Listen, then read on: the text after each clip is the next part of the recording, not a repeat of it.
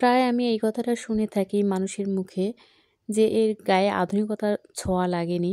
আসলে আধুনিকতাটা কি সেটাই আজ পর্যন্ত আমি বুঝলাম না। আধুনিকতার মানে কি এটাই যে সারাক্ষণ মেকআপ নিয়ে ঘুরতে হবে? তবে সবচেয়ে মানুষের জীবনে বড় মেকআপ হচ্ছে অজুর পানি। আপনারা একটা জিনিস খেয়াল করবেন, হুজুরদের দিকে একবার তাকাবেন। যদি একটা কালো হুজুর হয়, দেখবেন যে তার চেহারাটা দেখলে মনটা জুড়িয়ে যায়। অনেক সুন্দর, চিকচিক করে।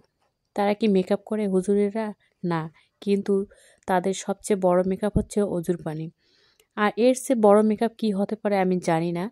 আসসালামু আলাইকুম, কেমন আছেন সবাই? আশা করি সবাই ভালো আছেন। আলহামদুলিল্লাহ আমিও ভালো আছি আল্লাহ পাকের অশেষ কৃপায়।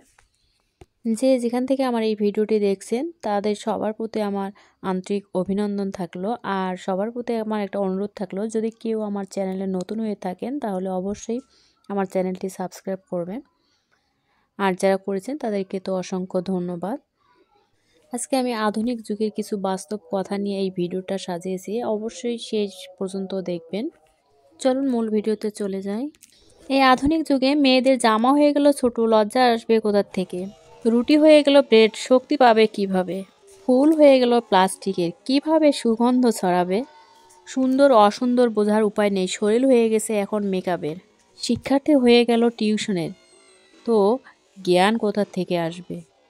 খাবার হয়ে গেল হোটেলের, তো বন্ধুত্ব আসবে কিভাবে? আর মানুষ হয়ে গেল টাকার, ভালোবাসা আসবে কোথা থেকে?